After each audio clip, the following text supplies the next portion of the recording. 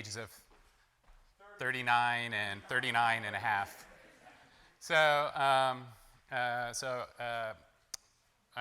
Very nice to be able to be here and talk to you guys all about dark matter. So I understand there's sort of a wide range of backgrounds and information. So what I'd like to do with the lectures is I'd like to approach them where today I want to kind of give some background that should hopefully be fairly self-contained about dark matter theory and the kinds of ideas that you should understand for understanding dark matter theory. Tomorrow I'm going to focus more on modern research topics, what people are talking about now, the types of models people are talking about now, and the problems that people are confronting. If you have any questions, interrupt me. If I have terrible handwriting, if you can't understand something I've written, tell me you can't understand what I've written, and I will rewrite it. And if I speak too fast, which I do even for native speakers very often, tell me to slow down or repeat something, I'm happy to. So this is the basic outline of what I want to cover today. I want to go through some very basic understandings of the early universe that are helpful for thinking about dark matter. Then I want to quickly go through what we know about dark matter, what we do and don't know about dark matter already observationally. Then I'll move on to models of dark matter, just to give you an overview of what the types of things people talk about are. And then I'll move on to a couple of sort of canonical examples of dark matter, namely an oscillating scalar field as dark matter and thermal dark matter, which is a broad class. So let's begin with the cheat sheet for the early universe. So the first thing that you should all understand is that the universe is characterized by a scale factor A. So the way we imagine this is that you have some box of the universe, and it doesn't matter what box you choose, but you can divvy up the universe into various boxes that have some size A, and that the universe is expanding, so that is to say that this A factor is actually increasing in time. So the universe is expanding,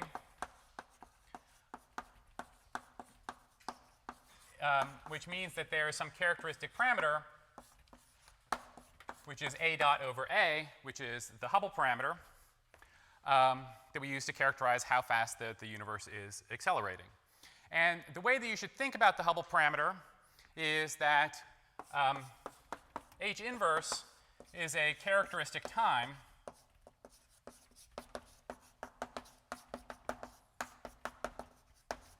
for expansion. So the universe is, you can just read it off from this equation here. The Hubble time is essentially how long it takes for the universe to expand by an order 1 factor. So processes that tend to happen on time scales which are much, much less than the Hubble happen in the context of a universe which is effectively static. And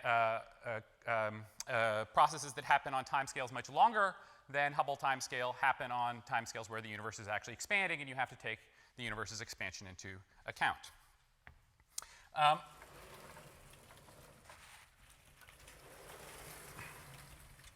So some important things to know about the universe. The universe is characterized by a temperature.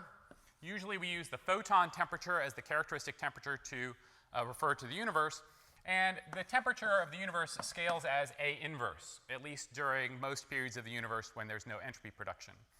So that is to say that as the universe expands, as you have time, the temperature of the universe is going down like A inverse, which means that there is essentially a relationship between time and inverse temperature that we can use either one of them to talk about the era of the universe. So it's much easier to use temperature to talk about an era of the universe. So you like to refer to the universe as the universe at an electron volt, at an MeV, at a GeV to characterize its properties, rather than the particular age of the universe.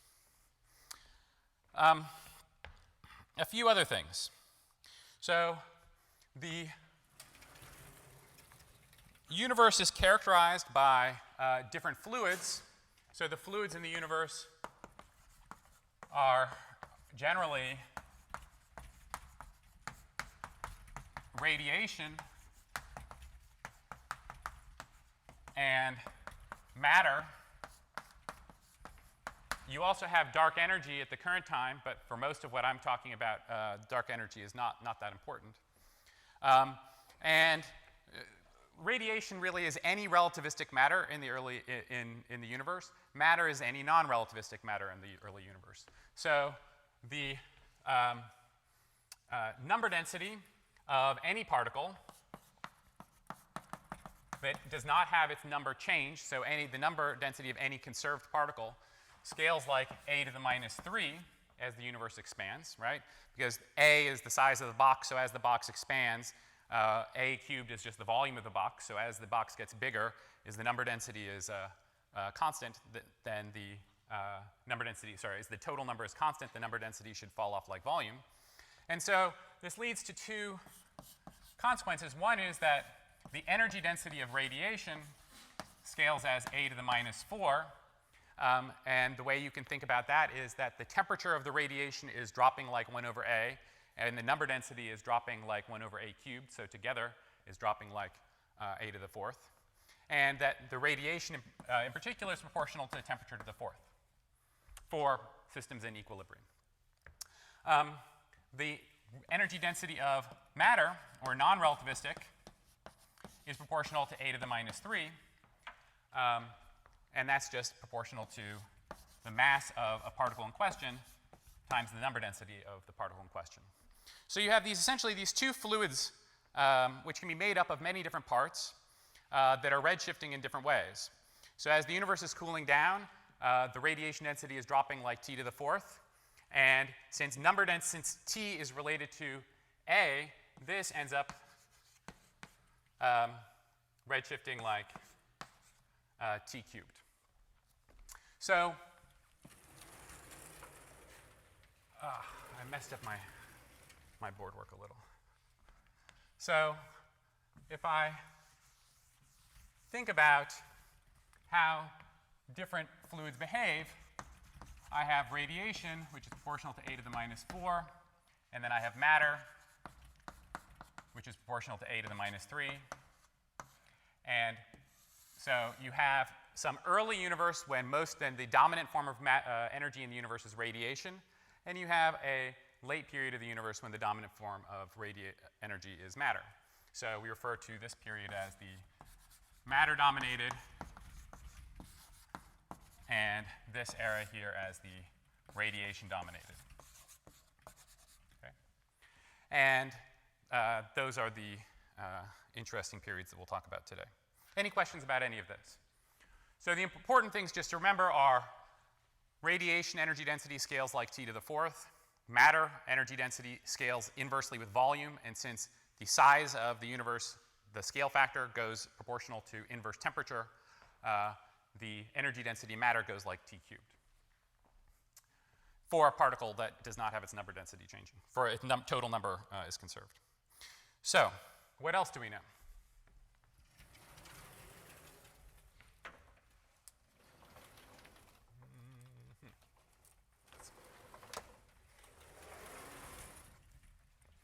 So these are for fluids that have a conserved number or have a chemical potential.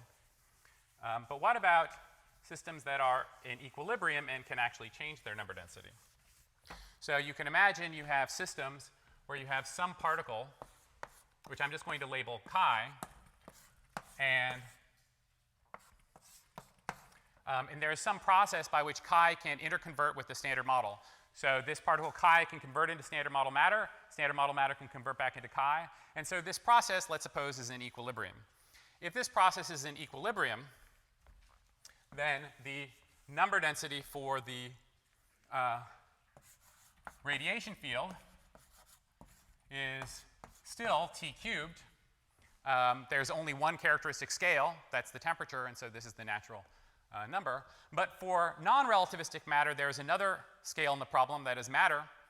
And so the number density of non-relativistic matter scales as mt to the 3 halves times e to the minus m over t.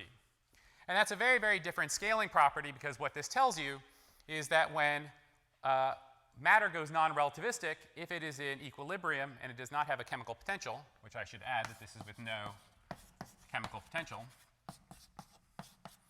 then it should very, very quickly exponentially damp away. So non-relativistic matter gets depleted extremely rapidly as it goes non-relativistic. Okay, so we're almost done with the early universe. And then the last thing to remember, let me write it over here, is the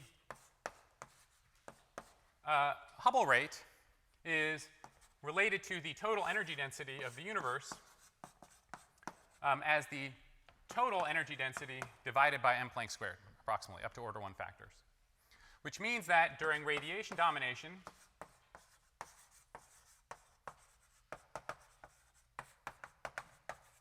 the Hubble constant goes like t squared over m Planck, assuming that the total number of degrees of freedom is not too large. So this is essentially, the reason why I bring this up is because having a basic cheat sheet of these quantities in the early universe is extremely important, because a lot of the questions we want to ask are, how is dark matter formed, and get some insight from that as to how it's going to behave today. Any questions about this? Yes? What happens as we reach temperature close to zero? By nothing, I mean, what do you mean zero? What's Well, in this plot you have the radiation and matter density, and this drops down with time. Yeah, it drops down with time. I mean, there's no parameter in principle that tells you what close to zero means, right? These are dimensional quantities, so you really have to say what happens as you approach some other scale. And so the only other interesting scale that happens is that you approach the dark energy scale, which we are now, in which case the dark energy will take over and the Hubble constant will become constant. Excuse me, the Hubble parameter will become constant. Other questions? Yes? When you wrote that equation, you said assuming that the degrees of freedom are not that many? Yeah, so there's actually a factor out front here, which is a g star to the 1/2, which is counting the total number of degrees of freedom in the system. So if you have many, many, many degrees of freedom, then this can be corrected by a large factor if they're all in equilibrium. If the number of degrees of freedom is not too large, even 100, then this is some factor of order 10, which is not that important for our discussion. Other questions? Okay. So the reason I introduce this and all this dynamics is because, as I said, the question that you're very often asking is, how does any particular timescale in the early universe compare to this Hubble parameter? So is the timescale larger than this parameter, or is the timescale lower than this parameter? So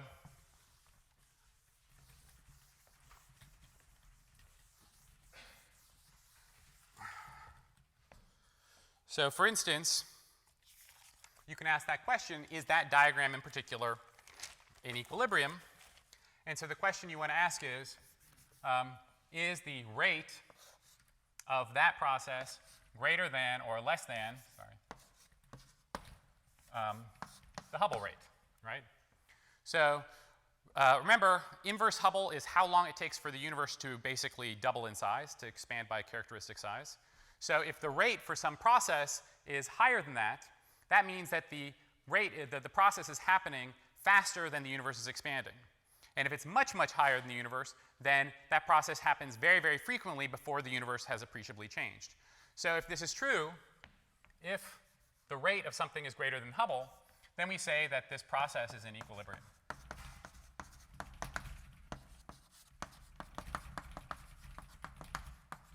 And of course, if the opposite is true, that the rate is less than Hubble, we say that it is not in equilibrium. And this can be very, very powerful because the universe, when you're talking about questions of cosmology where things are changing over orders and orders of magnitude, very often the critical questions that you want to calculate, the first thing you want to do is determine whether a quantity is actually an interesting calculation to do at all. When things go from the gut scale down to 10 to the minus 4 eV, when you have things at 10 to the minus 34 seconds out to 10 to the 14 seconds, you want to figure out whether two quantities are even vaguely close to each other before you try to do anything precise, because very often they're not. And so let me give you an example of how a question of equilibrium could work out. So let's consider the process of neutrino neutrons and proton-neutron interconversion. Okay? This is a weak process here. I'm not drawing it, but this is proportional to G Fermi. You have a process where if you just have a free neutron in the early universe flying through the universe, it's going to eventually encounter a neutrino, and then that neutrino can scatter off of it and convert it into a proton and convert the neutrino into an electron. And so a question that you might ask is, well, how long is this process going to stay in equilibrium? Because neutrons eventually will decay, they're unstable. There's also a mass difference between the protons and neutrons. So is this process in equilibrium for a long time? Is it out of equilibrium? What's happening? So you can very, very simply estimate the rate for this. Because you know this diagram is proportional to G Fermi, the total rate for this should go like G Fermi squared. And to get units right, the remaining factors go like temperature to the fifth. That's not totally obvious because you have the mass of the neutron as a dimensional parameter, but this is how it goes. So what you then ask is this rate, how does it compare to the Hubble rate? Well, here we have G Fermi squared T to the fifth, and the Hubble rate here you have as T squared over M Planck. So I want to ask the question, at what temperatures is this process in equilibrium? So I ask the question, when is this rate higher than the Hubble rate? And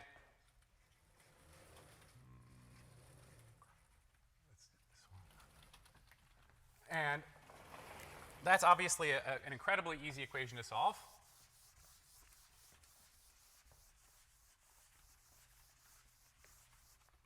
This is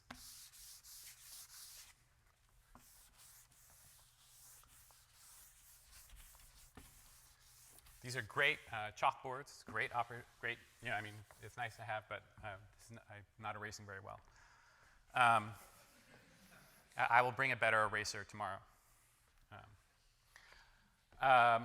So just ignore what's behind this.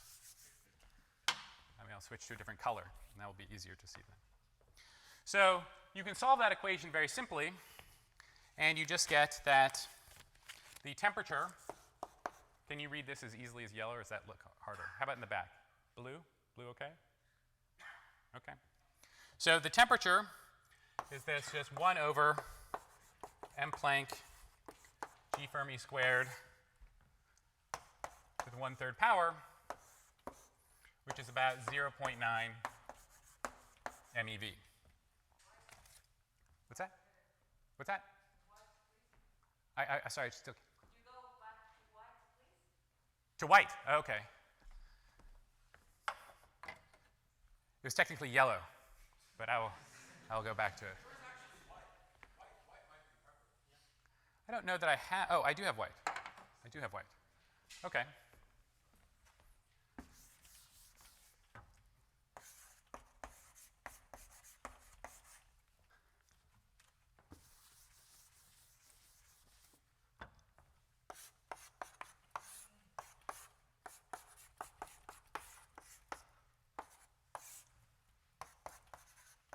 So you find when you do this calculation that this process will stop being in equilibrium at a temperature right around 1 MeV.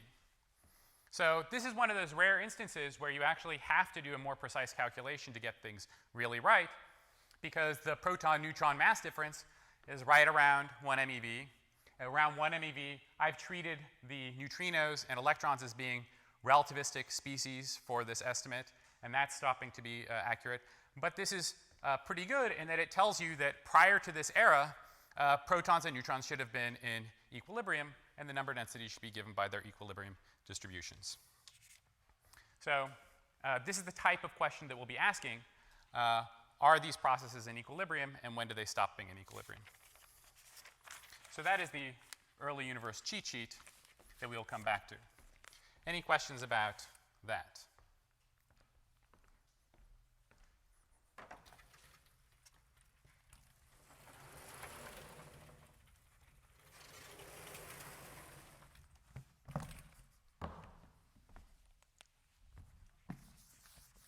Okay, so let's move on then to questions of what we know about dark matter. So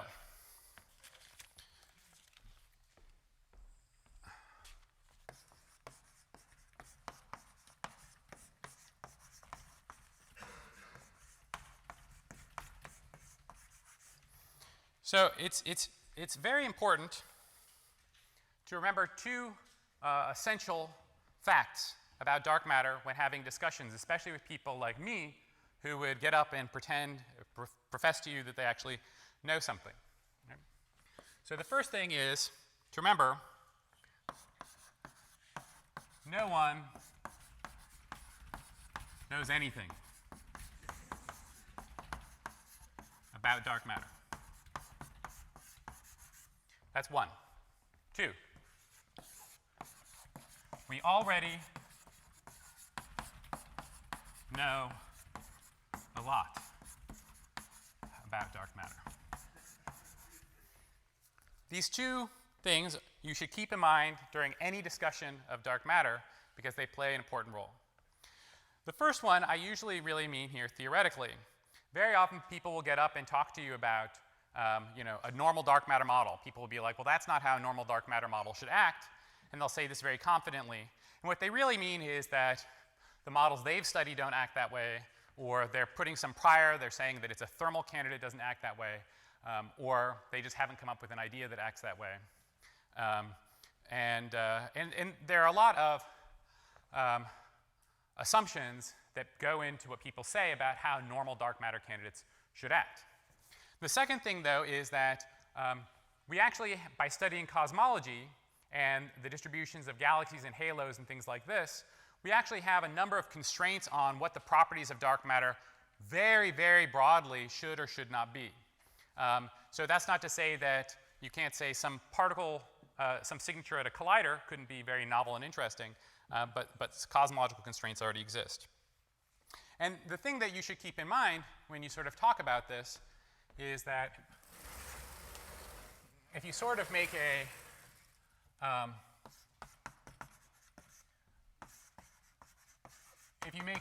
sort of a chart of what people have thought over the course of time, that you have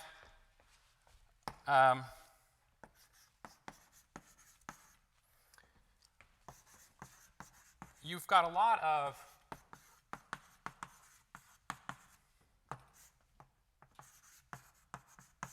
variation in what people think about.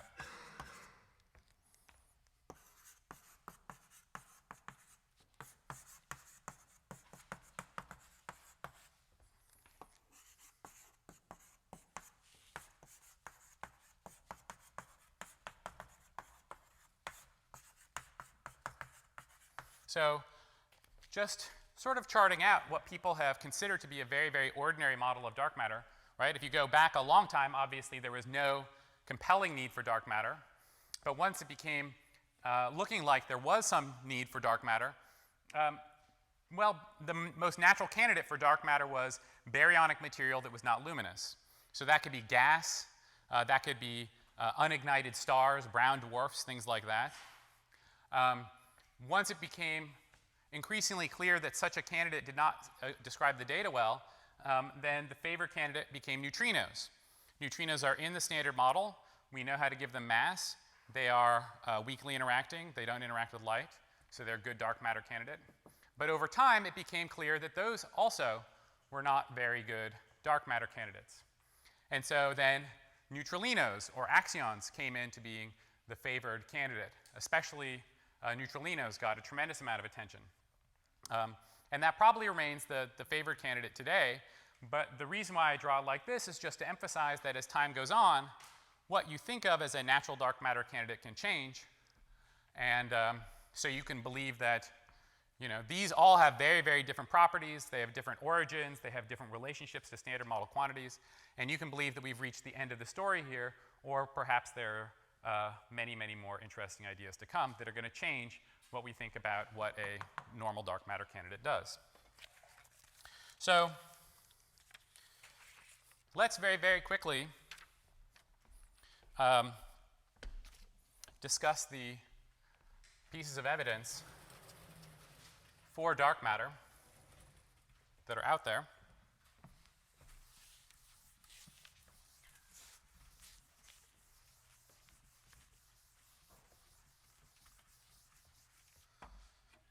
So,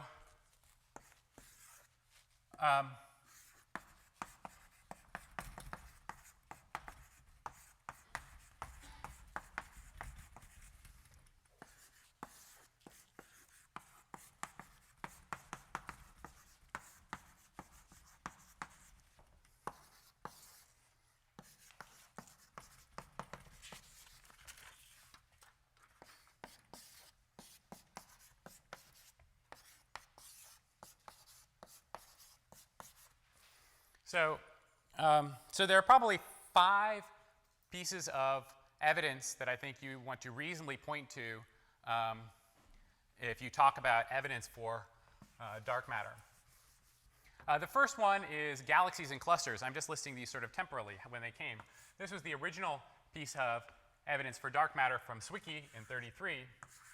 And the idea is very simple.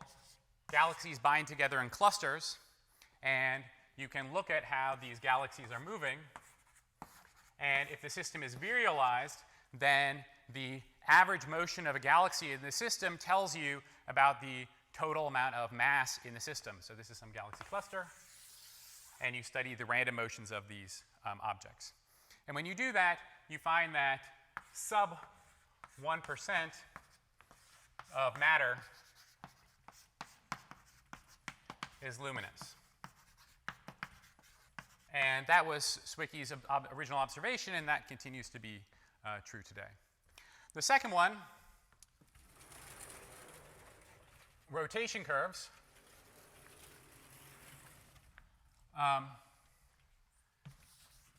Is what is often pointed to as the most conventional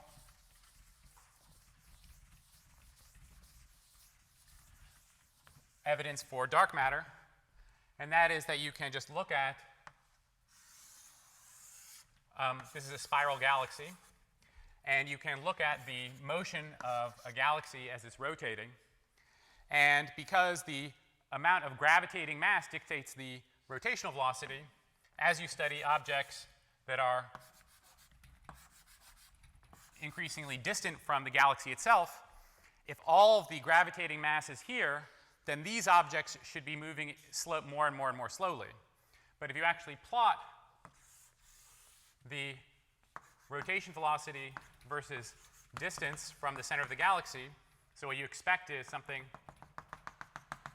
that looks like that objects nearby should feel a strong gravitational force and be rotating rapidly. Objects that are very distant should then feel the same total mass but be farther away, so should be moving more slowly. But what you actually see looks something like this. So this is referred to as a rotation curve, and this is, people often will say that you have a flat rotation curve. That as you move out, the objects in these spiral galaxies continue to move at a higher velocity than they should based on a gravitational potential from the mass that you see. And this is an important observation because not only is it telling you that there is mass out there you cannot see, it's actually telling you that the mass is distributed in a different fashion from ordinary matter, right? If there was just a lot of mass you could not see, and that mass was in the center of the galaxy, that would change the overall normalization of this curve, but the shape would be the same. The fact that these objects are gravitating, are feeling some mass and being pulled, tells you that there is mass out here surrounding the galaxy, which is pulling on these things, and this is referred to as the halo of the galaxy. The material that surrounds the galaxy. And what we've found then is that there is a significant amount of matter that is outside the galaxy that is not observed and distributed differently from how the ordinary matter is distributed. Okay. 3 is lensing.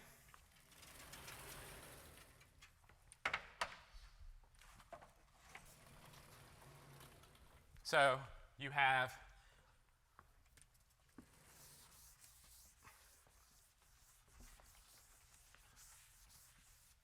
a simple situation where you'll have some distant object. Maybe it's a quasar, maybe it's a distant galaxy, and then between you and this distant galaxy, you'll have usually a galaxy cluster. And so the light from this distant galaxy will get deflected along its path to you.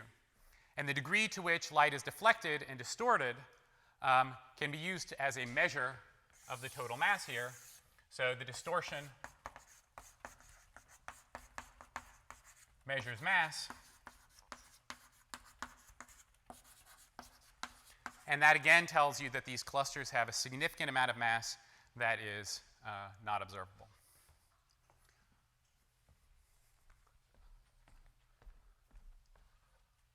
So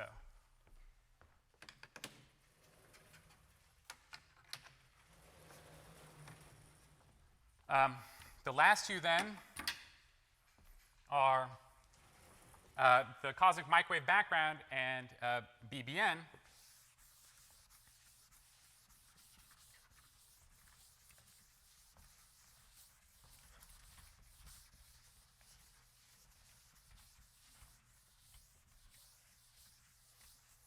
And so you've all seen the plot of the acoustic peaks of the CMB.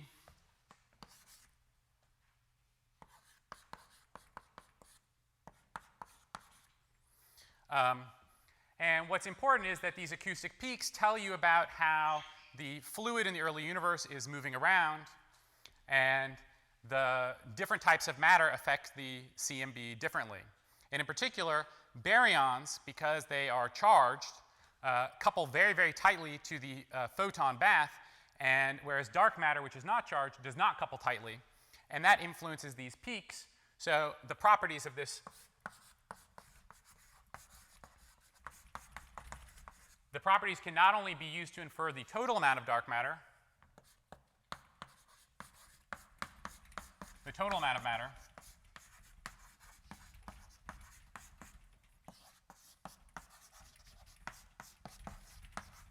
but also that most is not charged. Most of it does not interact with the fluid. And then the last one is BBN. So studies of primordial abundances of light elements, so that is lithium, deuterium, helium-3, tell you that the baryon to photon ratio is about 6 times 10 to the minus 9, which implies a total density of matter of about of baryonic matter about 0.04. So that is to say, if you look at the light elements out there, that only is consistent with having 4% of the total energy of the universe be in the form of atoms, right? Which means that the bulk of the matter out there must be in some other form. So this is not evidence for an additional component of matter on its own. It's just evidence for the fact that once you know that you have additional matter, that only this fraction of it can be coming from baryons. The reason why I wanted to write all these things down is that as you start thinking about dark matter models and dark matter model building, you do have to understand that dark matter has fairly well-established properties on a number of different distance scales and a number of different eras. So the properties of the CMB tend to be defined by how dark matter acts at temperatures between about 1 keV and 1 eV. This is sampling how the universe was behaving at temperatures around 1 MeV. Rotation curves and lensing of galaxies are sampling what the universe and what dark matter looks like right now, and on very different distance scales, on megaparsec distance scales and megaparsec distance scales. So dark matter has been tested at a wide variety of scales and different times, and any model has to satisfy that. Yes? Does MOND explain all of this list too, or not? So MOND, which is Modified Newtonian Dynamics, which is a proposal to try to do away with dark matter, is first off important to recognize that MOND is not a theory, right? MOND is a correction to Newton's law. Like in its actual way of writing it down, MOND is not a theory, but just really saying I'm going to add an acceleration-dependent contribution to the gravitational force law. So saying whether or not it extends, and I think what MOND's defenders will say is, well, you know, like if we don't know how to embed it into complete theory, how do we know it doesn't explain these things? So at leading order, the answer is nobody knows. But there are models like Bekenstein's Tevis theory to try to incorporate this into a relativistic framework. And you can get some of these things, but even those models at this point require some contribution of dark matter. So at this point, the real debate between, and this is at least my understanding, I'm not a MOND person, so I'm telling you what my impression of what I think the conventional wisdom within that community is that they would say that you need some form of dark matter, but then the question is whether or not you can get that dark matter simply from neutrinos. So whether you still need an exotic form of dark matter. But it's a little weird, right, because modifying gravity in the infrared is a huge theoretical challenge, whereas adding some additional matter that doesn't happen to couple to light is very, very simple. So I really think the much more conventional, if you wanted to apply Occam's razor, the simplest explanation is just there's stuff we don't see, rather than our understanding of how effective field theory works is completely wrong. Which is, well, yeah, I'll just say that. That's maybe a bit harsh, but I'll stop there. Other questions? So,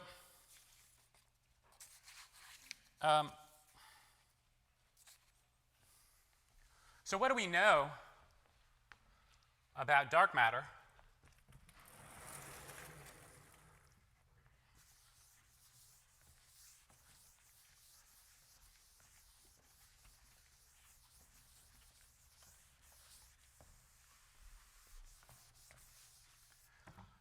So what people usually will say about dark matter is that it is cold and collisionless.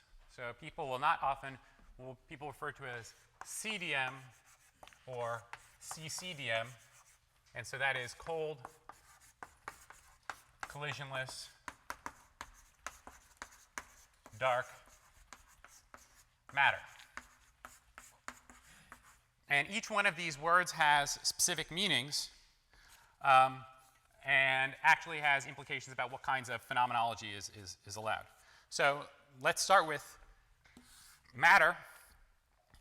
So when you say that it is matter, what you mean is that ordinarily the energy density of a fluid expands as some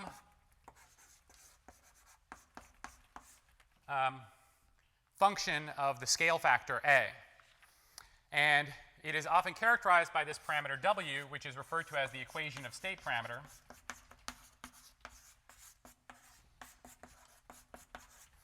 And so the equation of state parameter deviates from 0 when you have interesting interactions. So the usual statement is that the dark matter has an equation of state parameter very, very, very close to 0, which means that it scales very close to a to the minus 3. So it scales like volume. So this should make sense to you. You have a certain amount of matter in a box. You make the box bigger. You have the same amount of stuff in the box. So the energy density is dropping like a to the minus 3. So that's sort of the 0th order thing that you require about dark matter. The next one is that it should be dark, right, which is to say that it should not couple to light. There are a lot of constraints on this.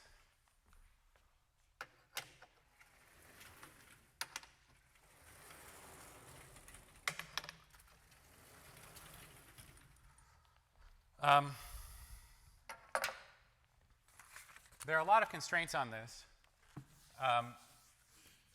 Basically,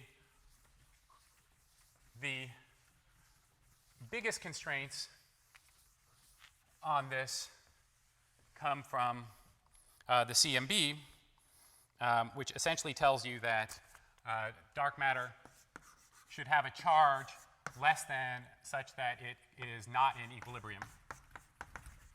It's not in kinetic equilibrium with a thermal bath. At temperatures around 1 electron volt. And this is a mass-dependent statement, and it's a theory-dependent statement, but there's a reference that you can look at that will go through those.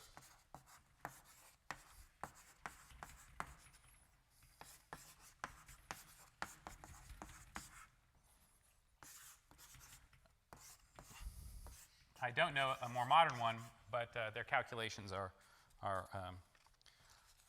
pretty robust.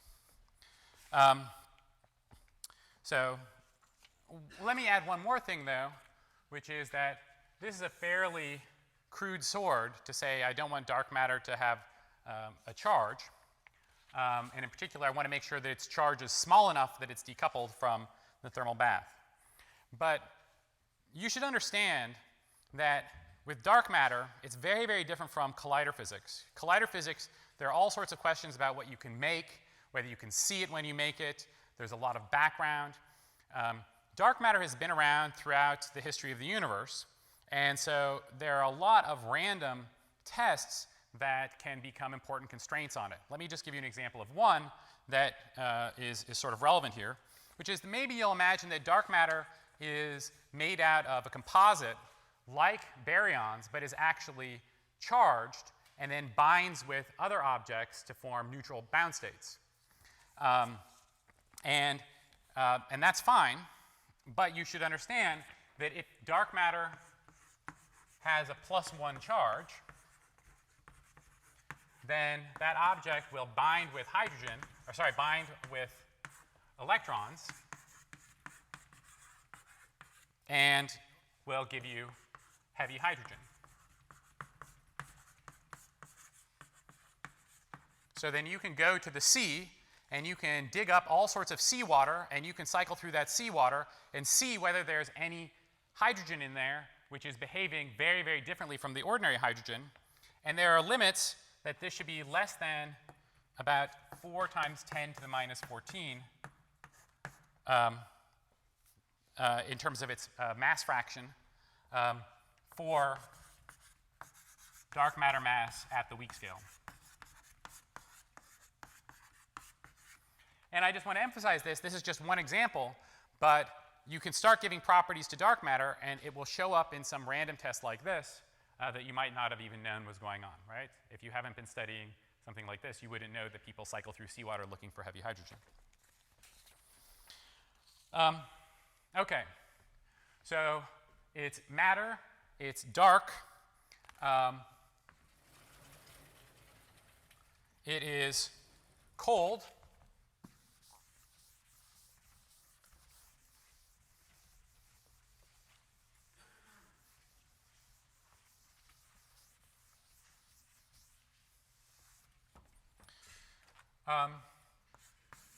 sorry. It is cold. Let me explain what this means because people use it in different meanings, one of which is what we actually know, and one of which is how it's often used. So cold refers to how fast dark matter was at some earlier stage. So cold just means that the dark matter is non-relativistic.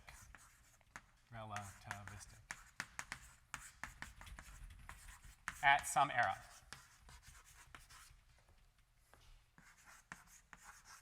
So this is important because you'll often hear people talk about hot dark matter or warm dark matter. And people will say hot dark matter is dark matter that is relativistic.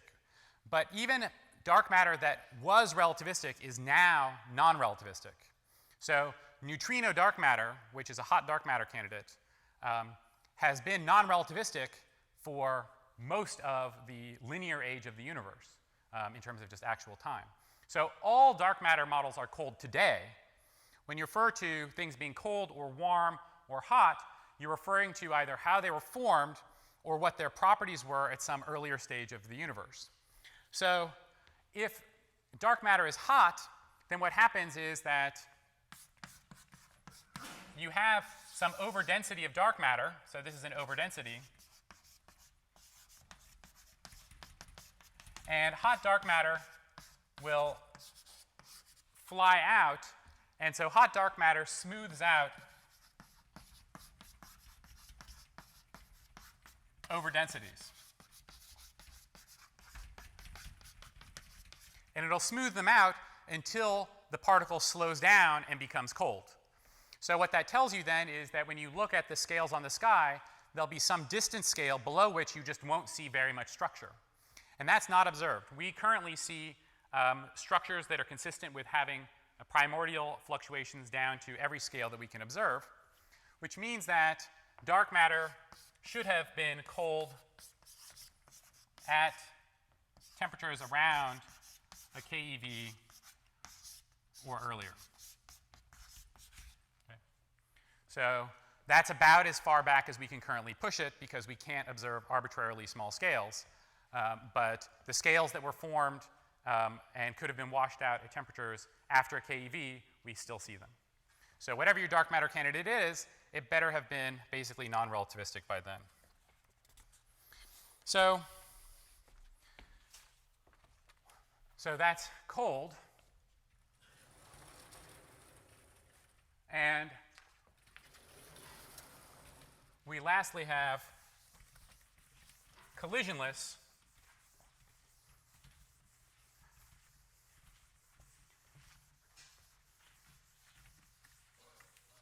And so collisionless. And what people usually require for collisionless is just that the universe should not have had one dark matter on dark matter scattering during the history of the universe. So no scatters on average. That's not completely true because obviously you have some systems in the universe where densities are higher.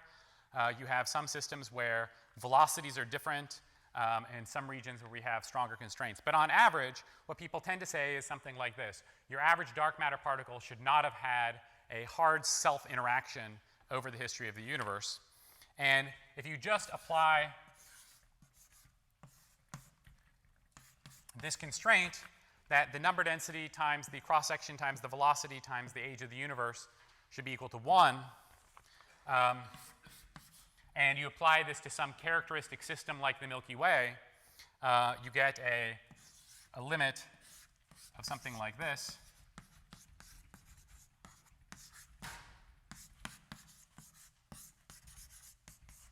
Like that. So something like 10 to the minus 24 centimeters squared. Dark matter should have a self-interaction cross-section which is less than about this. Note that this is actually a very big cross-section, right? This is like nuclear-sized cross-sections. So we don't think of nuclear particles as being especially weakly interacting. We think of them as being fairly strongly interacting. So you can actually have dark matter with fairly sizable self-interactions that are still consistent with observations. So that's basically, if you're writing down a model of dark matter, what you want to get. It's got to act like matter. It's better be cold around a keV. Better have low enough cross-sections, and it better not have strong interactions with the CMB. Yes?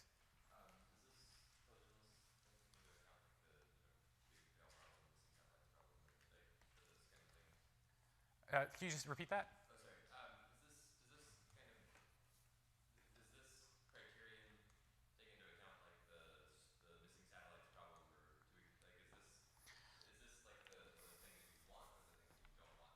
So this is a very, very good question that I'm not going to address today. Maybe we can talk about it more after.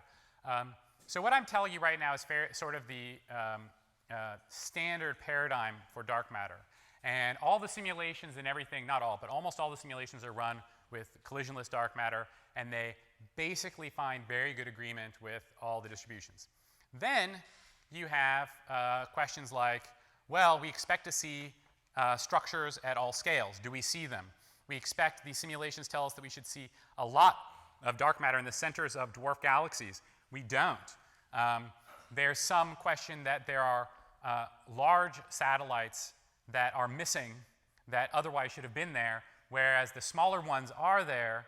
So how do you reconcile that? There are these sorts of things, the so-called too big to fail problem. And that's sort of at the border of this requirement. You can have interactions, for instance, if you have velocity-dependent interactions, you can have interactions which are relevant in one system and irrelevant in another one. And that's important because if you have very, very high interaction rates, then you have certain catastrophes that can happen if dark matter has too much self-interaction, which is that you basically have things like evaporative processes, where you have high velocity, you have cold particles in a system, you have high velocity particles that come in, smack them, and can kick them out of the system and will evaporate systems like that. And so if you have, even for these anomalies, if you have cross-sections that are much, much bigger than this, then you tend to run into problems. But it is true, there are already some indications that maybe there could be some phenomenology that would be explained by some dark matter self-interactions. As Nima and Scott will tell you, I'm not somebody who is, I certainly am quite happy to jump on and think about such things. So today I'm trying to present you with the, I'm trying not to warp your brains today, and I will warp your brains tomorrow. So I figure that's all that can be expected is one non-warping day. So let me very, very quickly tell you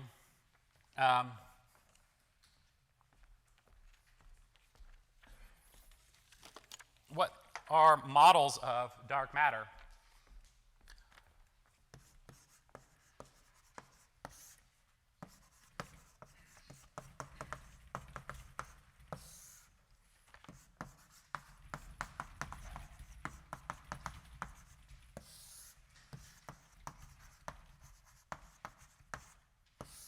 So just as a situation, just so that we have one place where you just write down everything that, not everything, but at least some set of models that people talk about, so that when you go out and you go into a talk and people say, blah, blah, blah, axino dark matter, you have an idea of what they're talking about. So let me just give you some background on what some of the candidates that you will hear talked about in the community. So I'll tell you the name, what it is, and what the motivation for it is, and possibly some comments. So the first one is the axion. The axion is that in the standard model, you have a CP violating GG dual term in the Lagrangian. There's nothing that forbids it, and it would be generated if there is a non-trivial phase in the determinant of the quark mass matrix. And the limits on this parameter are they should be very, very small. This is the strong CP problem.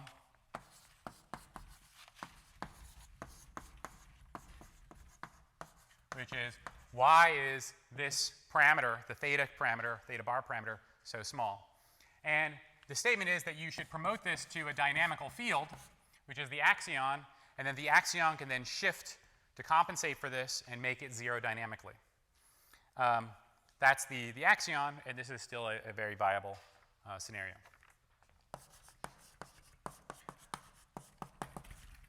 There's the Neutrino. So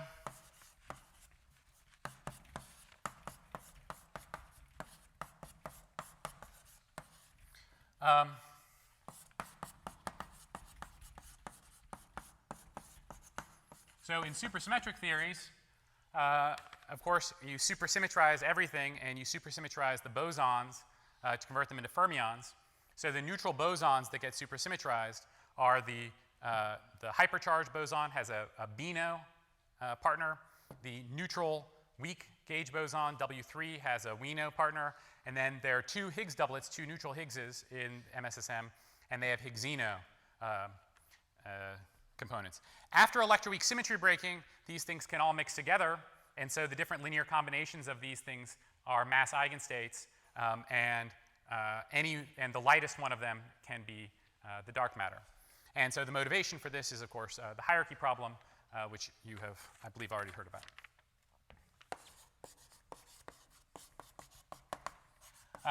In supersymmetry, you don't have to just think about neutralinos. You can take the superpartner of the neutrino, the sneutrino, or scalar neutrino,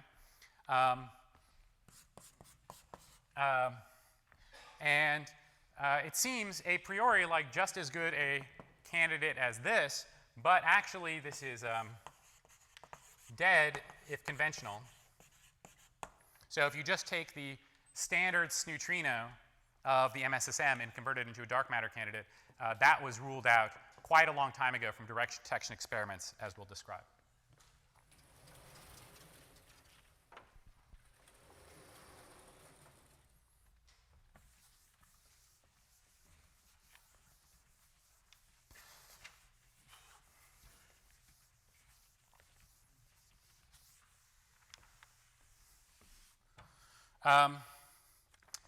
You have the sterile neutrino.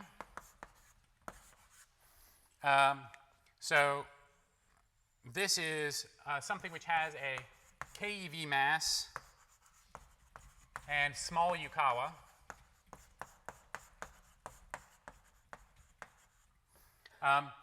And the motivation for this, you might say, is something like minimality. And it's true. It's a fairly straightforward model. It is being squeezed.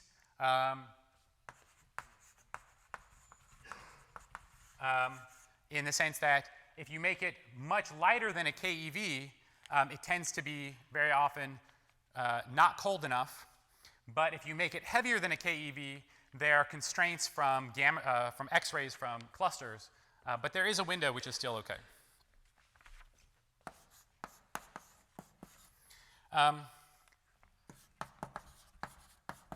You have something called the L-top, which is the lightest T-odd particle.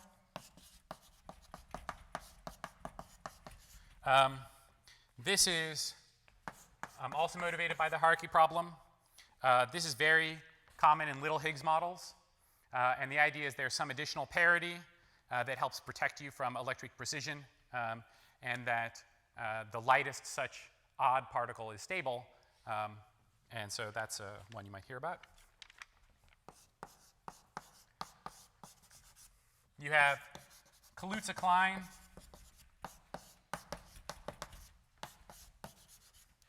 Dark matter.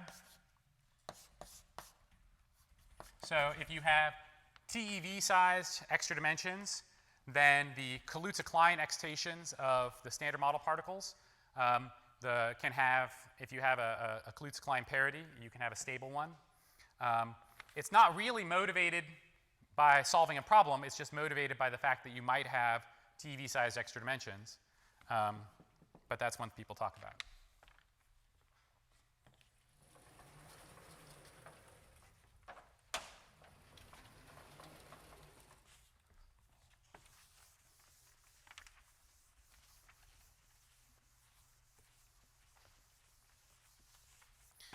Then you have the Axino.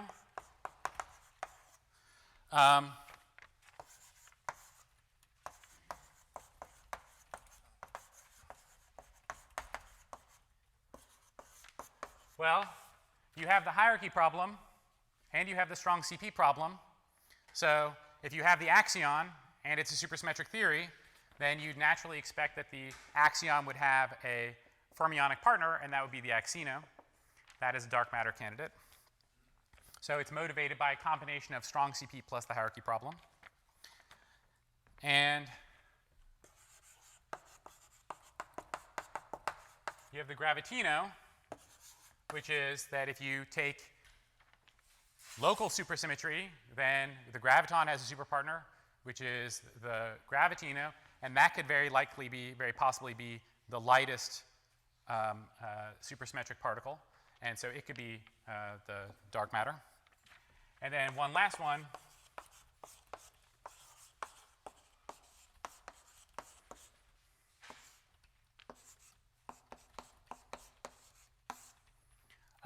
You have something called the inert doublet model. This is just an SU2 doublet with hypercharge plus or minus 1/2. So this carries the same quantum numbers as the Higgs boson, but you're not giving it a vacuum expectation value. And since it doesn't have a VEV, it can still carry a conserved parity. The object can still be stable. And I'll briefly discuss this a bit more later. Questions about this? Yes. Is there a reason to compare to have a fermion versus a scalar as a dark matter candidate? In general, no. The only constraints are that if you have a fermion that's very, very light, eventually you'll start running into Fermi pressure if you try to pack that many dark matter particles, if it's very light, into a galaxy. So you'll run into problems once you get lighter than EV-ish to get dwarf galaxies. But there's no a priori reason why you should have fermions or scalars. Other questions? Yes? If the dark matter candidate would be the gravitino, presumably, at least the first order, would only couple gravitationally to the rest of the matter. So wouldn't that sort of spoil the argument that you said about the processes being sort of similar to the one with the nuclear particles? Sorry, I didn't catch the very last part. So if you only couple gravitationally, wouldn't that spoil the argument before that you said the cross-section should be roughly the same as some of the other nuclear processes? No. The cross-section should be less than nuclear processes. It can be as much less as you want. That's the upper bound. Now, if you want to actually try to explain these anomalies with dwarf galaxies and such, then the gravitino would not do that. But in principle, we do not have any robust conformations of positive interactions, so you can have as weakly interacting a particle as you like. As a side comment, you should remember that gravitinos actually can have stronger interactions with matter, not with ordinary matter, but with in the early universe, because they couple through their Goldstino component, which goes like 1 over the SUSY breaking scale, and that can be greater than gravitational. So, other questions? Good. Yeah? Are there constraints on intersections of these models? There are, and I'll go into some of them. I'll talk about the axion. I'll talk about the neutralino. I'll talk about this neutrino. I'm not going to talk much about the axino gravitino because they are much more subtle question about how they interact in the early universe. But there are different constraints on all these, and I'll go through some of them.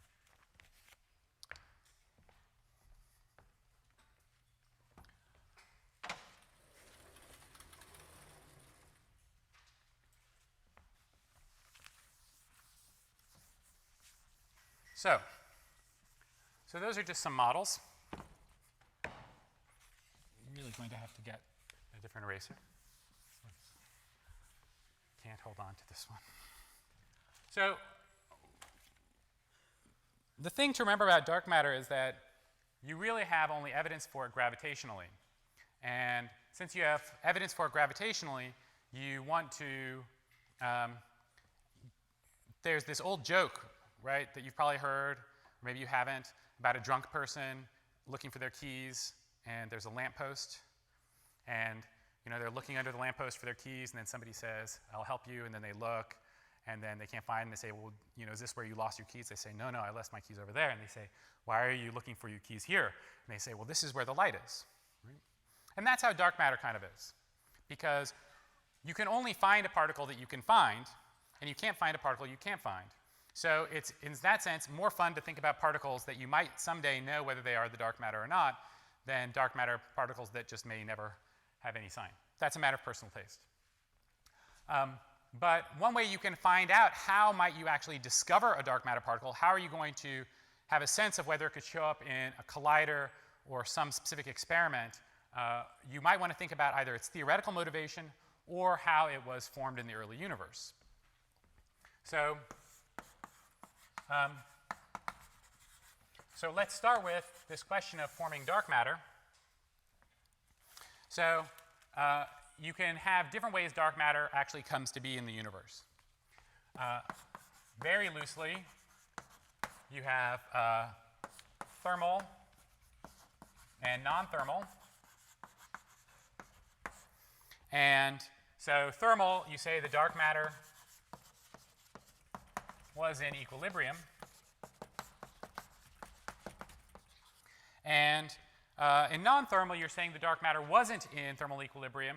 And so how it came to be could be through various ways. You could have a decay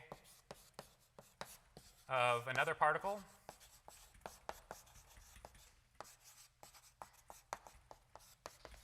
You can have a phase transition.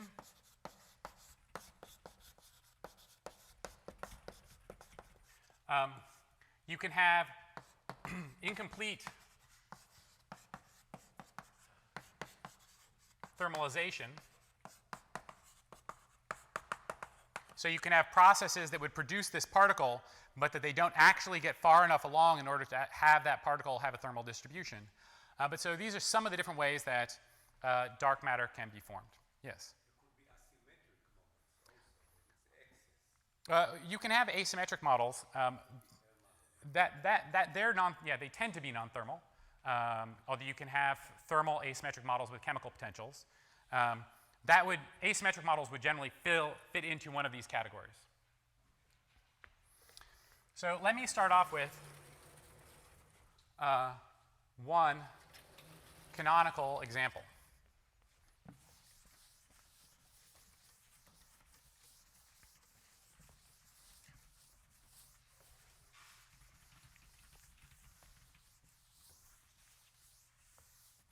So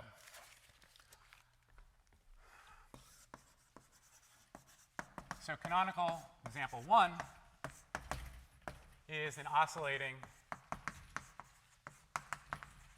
scalar field. This is going to ultimately turn into a baseline for thinking about axions. So if you take the Klein-Gordon equation for a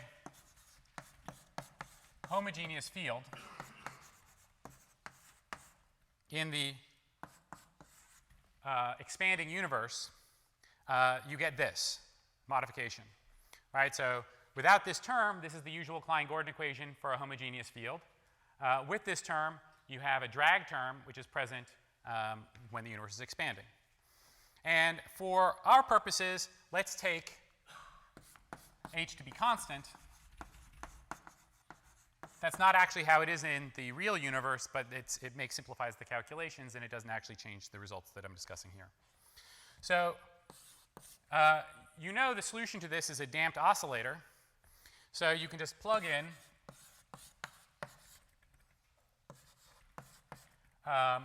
this form, right, where in principle this parameter here can be complex.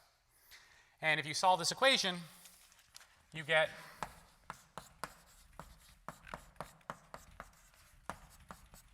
that, which has, of course, these solutions.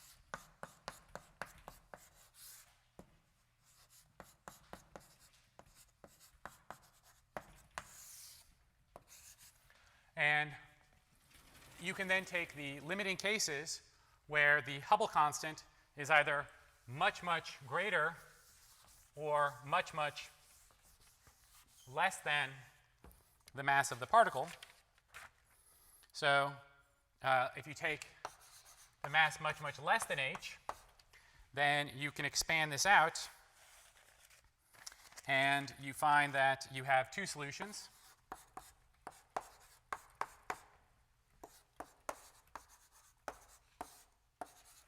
Right? These are the two solutions you have for W. So if I look at phi, this one is going to decay away very, very rapidly. So if I think about the total energy density in this field,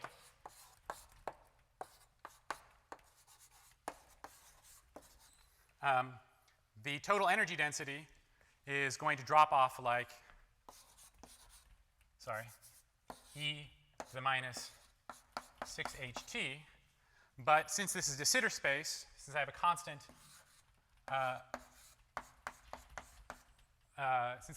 Hubble scale, this constant Hubble parameter, e to the ht is a, so this whole thing is scaling like a to the minus 6. So if I plug in this solution, I find an energy density that decays away extremely rapidly. Okay? So I'm first plugging in e to the minus 3 ht for phi.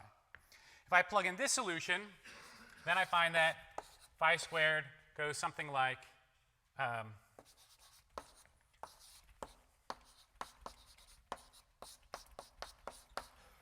this. But remember, by assumption, m is much, much less than h, so this parameter here is a very, very small parameter.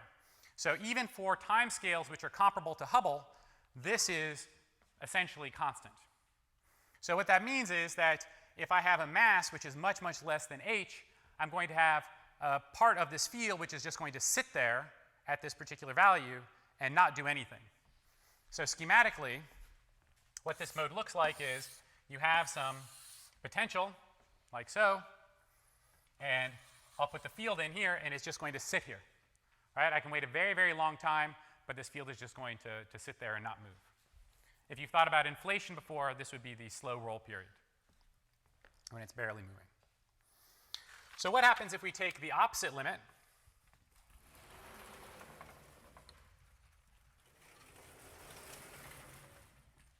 If we take the opposite limit,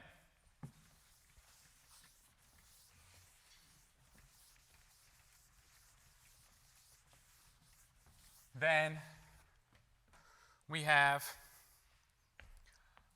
m much, much bigger than h. And then you have solutions which are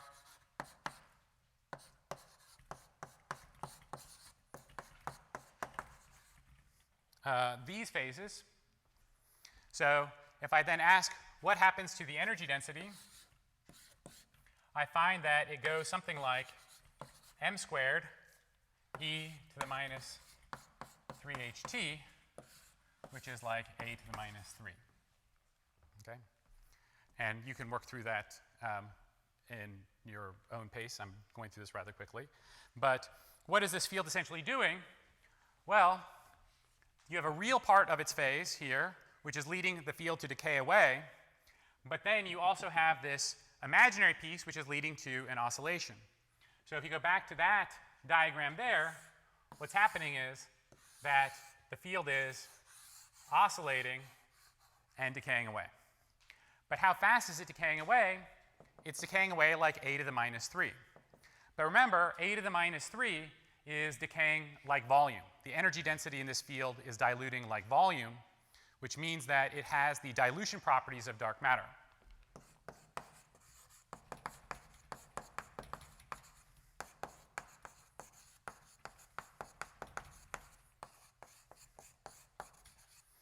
And indeed, if you put this field into the full general relativity, equations of general relativity coupled to a scalar field, you find that the equations of motion are those of a non-relativistic fluid. But this is intuitively one way you can see that this acts like matter, which is that in the early universe, how does it behave? So the history of such a field then is you start this field at some random value in its potential. It sits there for a very, very long time. At some point, the universe cools down such that the Hubble constant gets lower and lower and lower to the point where the mass actually is larger than the Hubble, at which point it starts oscillating. Once it starts oscillating, it has gone from looking like sort of a dark energy to looking like a dark matter. So is this a very, very good dark matter candidate? And the answer is, generally speaking, no. This is not a good dark matter candidate, as I've described it. And the reason for that is that if you ask how much energy density is in this field, well, the energy density in this field is something like m squared phi squared. So if you imagine that the energy density, that its initial field value is like m Planck, this is the initial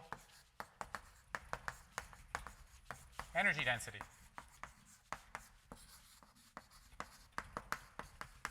But you can ask, when is this transition happen? When does it go from acting like dark matter, acting like dark energy to acting like dark matter? That is when the Hubble constant is equal to the mass of the particle. That's when it transitions and starts oscillating. But the Hubble constant, remember, is the energy density of the universe over m Planck squared, which means that this transition happens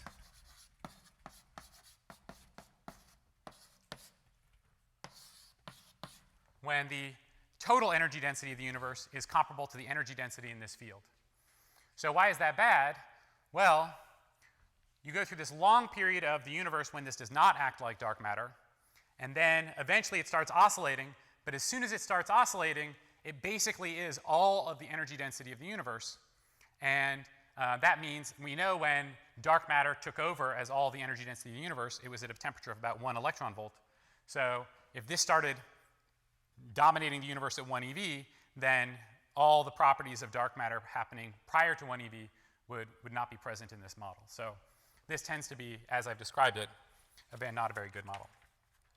But the important thing that I want to emphasize here is that this kind of a field, an oscillating scalar field, is a perfectly reasonable form of dark matter, even though you don't think of this as your usual conventional particle, right? We're used to thinking of a bunch of particles out in space interacting or not interacting that are produced somehow.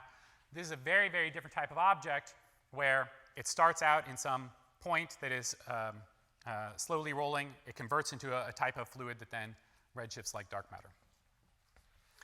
So very, very loosely,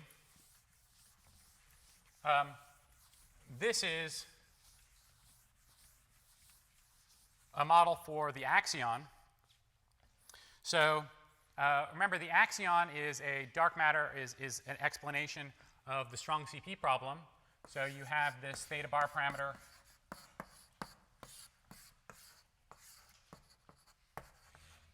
You have this sort of an interaction in your Lagrangian.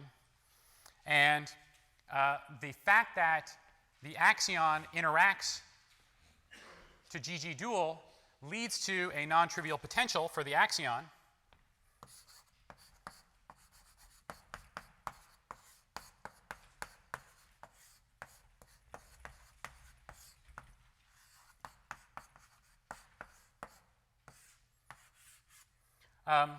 So at very, very high temperatures, before QCD becomes strongly interacting, the axion is essentially massless. You go through the QCD phase transition. When you do that, you generate a potential for the axion. And so the axion will be stuck at some particular field value. Once this potential turns on, all of a sudden the axion has a mass and it will begin to oscillate. And once it begins to oscillate, it will then act as a form of dark matter. And you can calculate the mass of the axion here just by expanding this potential. And you find that the axion mass is something like 6 times 10 to the minus 6 electron volts times 10 to the 12 eV over F, where this F here is referred to as the axion decay constant. And for a order 1 initial value of the axion, the reason why I chose that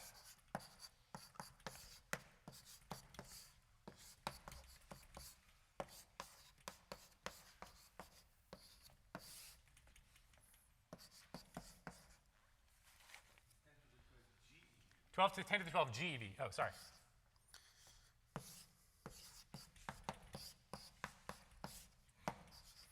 So if you start with an axion in the early universe with a variable decay constant, there's going to be different amounts of energy density in dark matter today. And it's basically set by this formula. This is somewhat model dependent. But if the axion decay constant is around 10 to the 12 GeV, the amount of dark matter in the axions is appropriate to explain the amount of dark matter that we observe. So a priori, this decay constant for the axion can be anything. Maybe you'd want it to be the weak scale, maybe you'd want it to be the gut scale. It can be anything. If it's around 10 to the 12 GeV, you get the appropriate amount of dark matter. Since I'm basically about to run out of time, let me just add one reference here, which I think is useful. It's not exactly about the axion in general, but it's by these people, including Scott.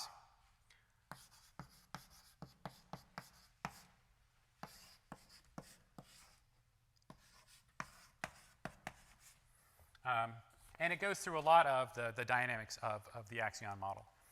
So, this is the axion model is an interesting example of how you get a good top-down model of dark matter. You have a problem, which is the strong CP problem. The strong CP problem tells you that the coefficient of this GG dual term should be 0. You introduce some dynamical field to cancel it off, and then you study the dynamics of that field. And the dynamics of that field are that it should start off with some random value and then start oscillating around it. The energy density in that oscillation is a form of dark matter, and you can find the particular value which could explain it, and then you can go out and look for signals of that decay constant, which I will start with tomorrow. So I'll do thermal WIMPs, thermal dark matter. Next time, are there any questions for the remainder of today? Yes?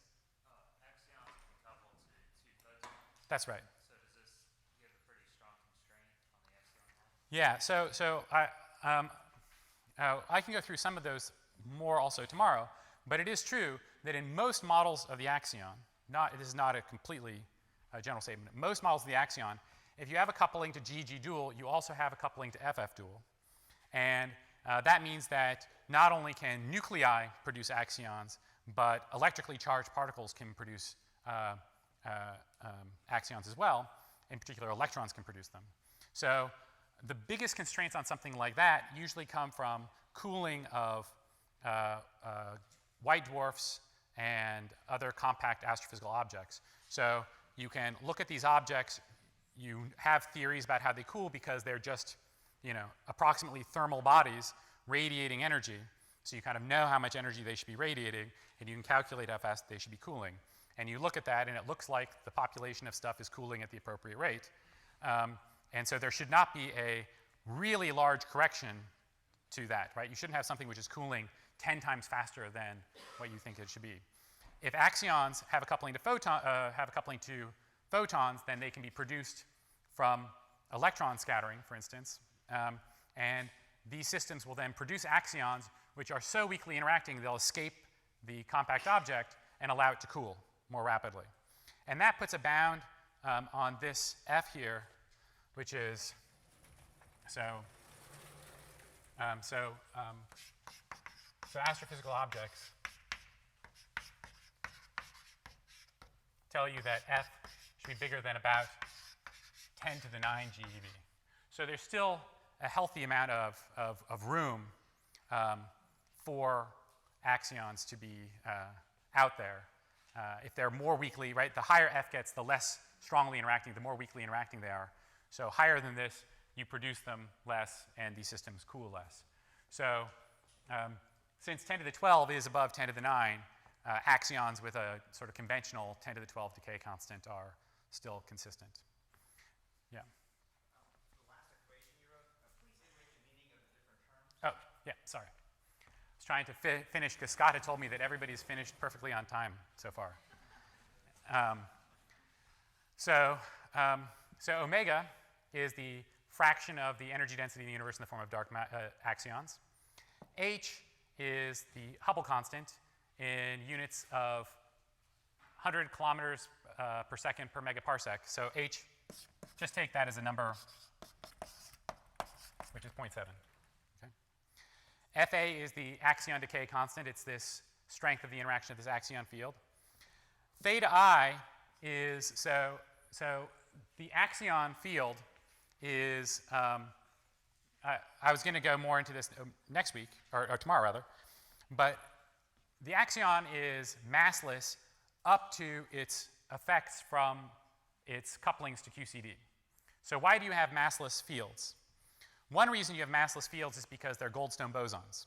So we think of the axion as arising from some spontaneous symmetry breaking of some Peche-Quinn symmetry, some hidden symmetry that we don't know about. And so if you start with a U1 symmetry and you break the U1 symmetry, right, then you have a potential that looks like this, right? And the Goldstone boson is the mode that moves around this potential, right? And when QCD turns on, essentially this entire potential gets tilted so that there actually is a 0 point, right? There is a place where there is zero energy. Now, the axion can start at some random point, right? You don't know what value the axion will start at. It might start over here, it might start over here, it might start over here. And if it starts closer to the minimum, then the energy density in the primordial axion field will be less. So this theta I here is just parameterizing where in the axion potential you start. And that may or may not be the same value throughout the universe. So if this phase transition happens after inflation, then different decoupled regions of the universe will have different values of theta I, and then you can calculate the average value to just be the average value within the circle.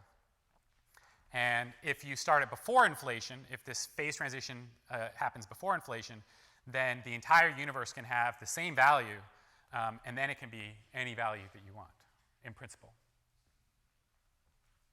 So I think those are all the parameters in that equation. Yes? What is the meaning of the 7/6 factors of FA dependence? That's just when you calculate the turn on of this potential. So it is for large FA, then equivalent with the lighter axion mass. It contains more abundances. That's right. That's right. And that's essentially because it starts oscillating later. Right? The later, right? Remember that when you form the total amount of energy that is in an axion field, right? If I just turn on this, and this is an order 1 number here, the total amount of energy density, which is here, is basically set by QCD. So the question then is, how soon do you start diluting this away, right? If I have a very light mass, then it's going to sit in its potential for a long time before it starts diluting. If I have a higher mass, then it will start oscillating sooner, and I'm going to deplete the energy faster. So it's sort of counterintuitive, I agree, that a lighter mass axion leads to more dark matter today, but that's how it works out. Other questions? Okay, so tomorrow, so I know today was a bit of a lightning review of things, but I wanted to make sure that everything was sort of out there before we move on to what people are thinking about now. So tomorrow, what I'll do is I'll start with thermal candidates, just thermal dark matter candidates, particles that were in equilibrium in the early universe. And then I'll move from there to the sorts of anomalies that are out there today that people are talking about, and whether or not you should be spending your time thinking about them.